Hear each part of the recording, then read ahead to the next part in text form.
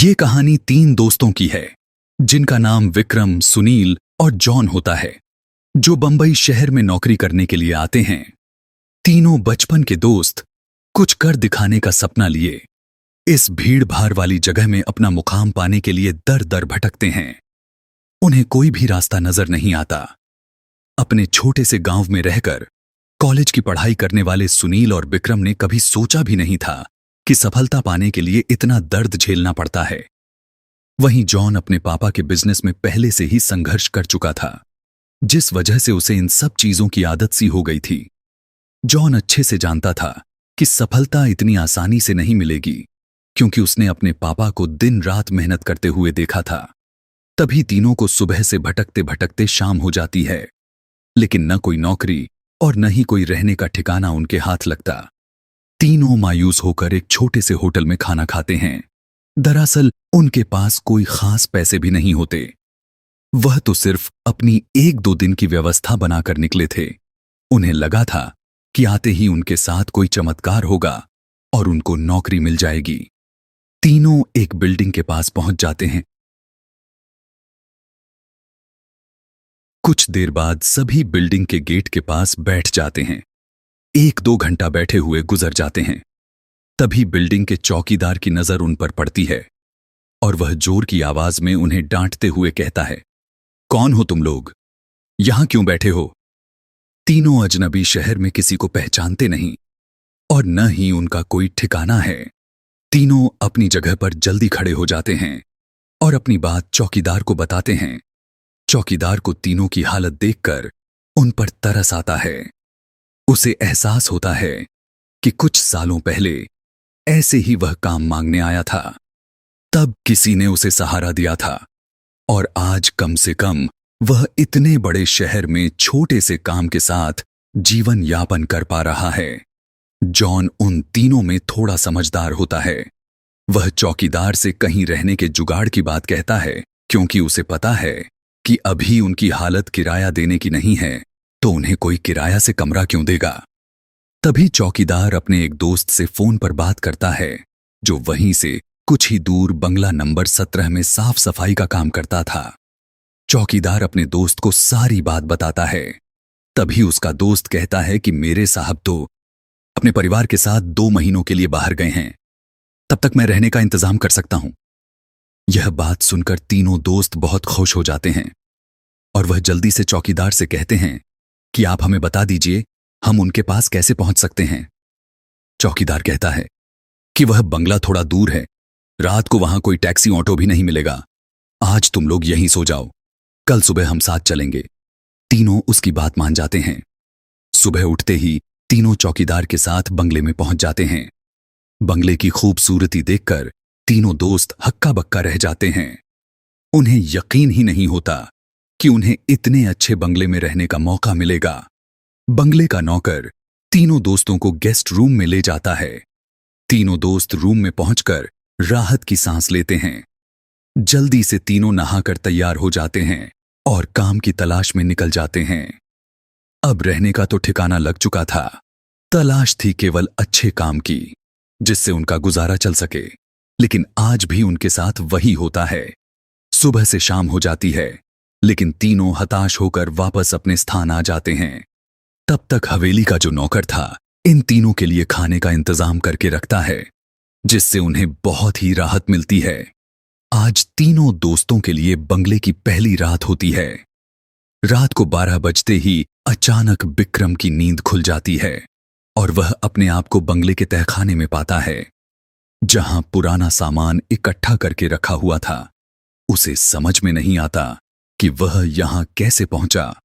तभी वह घबराहट में अपने दोस्तों को आवाज लगाता है, लेकिन किसी को कुछ सुनाई नहीं देता। तभी उसके कानों में सब कुछ सुनाई देना बंद हो जाता है और सिर्फ एक औरत के रोने की आवाज जाती है। विक्रम चिल्लाकर पूछता है, कौन हो? तुम क्यों रो रही हो? अगले ही पल विक्रम अपने बिस्तर पे होता है। वह डर के कारण पसीने से लथपथ हो जाता है। वह अपने दोस्तों को जगाता है।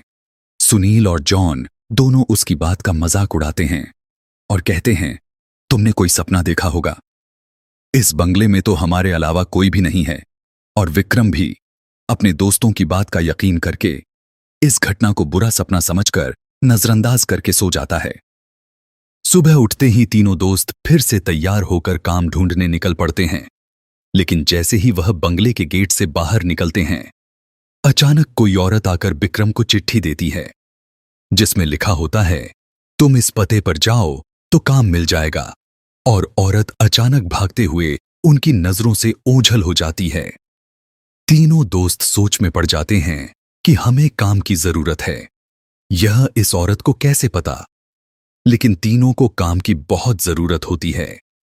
उन्हें लगता है कि भगवान ने उनकी मदद करने के लिए किसी को भेजा होगा, और तीनों उसी दिशा में आगे निकल जाते हैं जहां का पता उस कागज में लिखा होता है। वहां पहुंचते ही उन्हें एक बहुत ही बड़ी बिल्डिंग दिखाई देती है। दरअसल यह बहुत बड़ी कंपनी होती है, और तीनों कंपनी के गेट पर पहुंचते हैं और वहां के सिक्योरिटी गार्ड को चिट्ठी दिखाते हैं। सिक्योरिटी गार्ड चिट्ठी नियुक्ति विभाग के पास भेज देता है, और जैसे ही प्रबंधक को वह चिट्ठी मिलती है तो उसमें उसके मालिक का हस्ताक्षर होता है। वह उन तीनों से पूछता है, आप हमारे मालिक को कैसे जानते हैं? तभी बिक्रम जवाब देते हुए कहता है, मैं तुम्हारे बॉस का दोस्त हूं। अब प्रबंधक के पास इनको काम न देने के अलावा कोई विकल्प नहीं होता। इस कंपनी के मालिक का हस्ताक्षर जो उस चिट्ठी पर मौजूद था। कंपनी के मालिक 7 दिनों की ट्रिप पर विदेशी कंपनियों के दौरे में थे, और उस बीच उनसे कोई संपर्क नहीं था। इसलिए प्रबंधक ने उन तीनों को काम पर रख लिया और अपने साथ उन्हें काम की जगह दिखाने ले गया।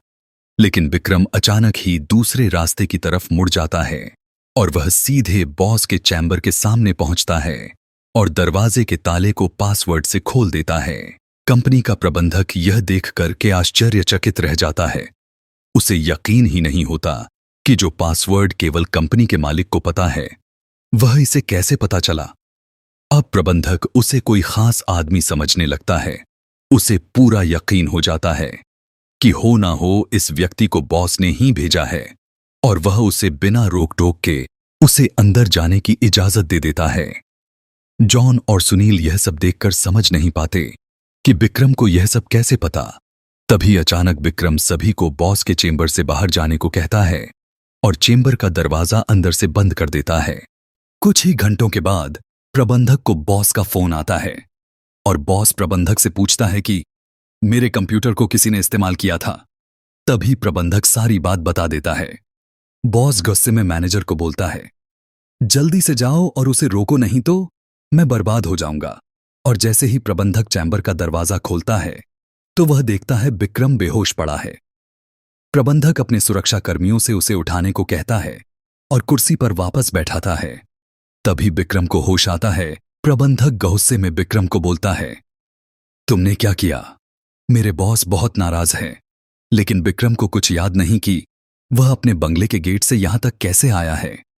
दरअसल वह बंगला पहले उसी बॉस का होता है, और बॉस ने बंगले को अपने ऑफिस की एक लड़की के लिए खरीदा था और कभी कभी साथ रहता था, जो कि उसके कंपनी में काम करती थी। बॉस पहले से ही शादीशुदा था और यह बात अच्छे से जानता था कि एक ना एक दिन वह लड़की उसके लिए खतरा बन सकती है। इसलिए वह उसकी निजी अश्लील वीडियो रिकॉर्ड कर लेता है। और जब एक दिन लड़की को यह बात पता चलती है तो दोनों में खींचातानी करते हुए लड़की के सर में चोट लग जाती है और वह दम तोड़ देती है।